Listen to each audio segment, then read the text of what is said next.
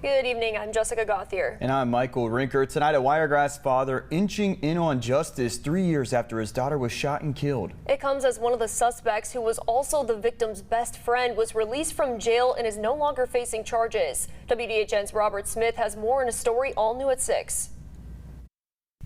It's a sigh of relief for Gary Corbitt, a grieving father who lost his daughter Brittany Corbitt in a 2022 drive-by shooting after Corbitt's best friend Jaden Thomas, who was once a suspect, had her charges dropped by a grand jury last week. And I'm just glad we got with the DA's office and there wasn't enough evidence there to, to convict her or either find her guilty as anything. So I'm just glad this is all out the way, and maybe we can all get rest behind this. Thomas was one of 4 charged with capital murder and attempted murder, spending over 2 years in jail while maintaining her innocence. Like she was talking about the threats went both ways, because I was getting threats also because of her being in jail. However, Corbitt ultimately played a pivotal role in freeing his daughter's best friend, who was only the driver of the targeted car that was shot into on Ozark Road in Newville. He says it was hard to believe that someone in their right mind would be willing to risk their lives in danger. We looked at things and went back and forth, and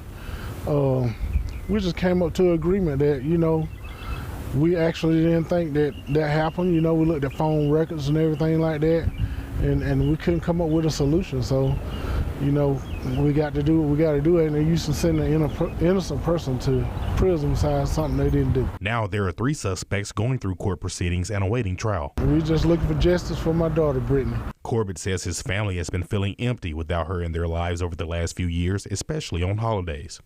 She'd been around, I probably would have been off barbecuing or something like that, because we used to her always being the last person to show up, and then everybody, where's Brittany, where's Brittany? And the same questions come up now. Every day is difficult, especially with my oldest daughter, because she depended on her a lot with her kids. He says while he is glad one part of the case is over, he believes this situation could be a learning experience. To watch, your surroundings. Trouble is easy to get into, but it's hard to get out of it. Keep to yourself sometimes. Sometimes it pays to stay at home. Reporting, Robert Smith, WDHN News for the Wiregrass.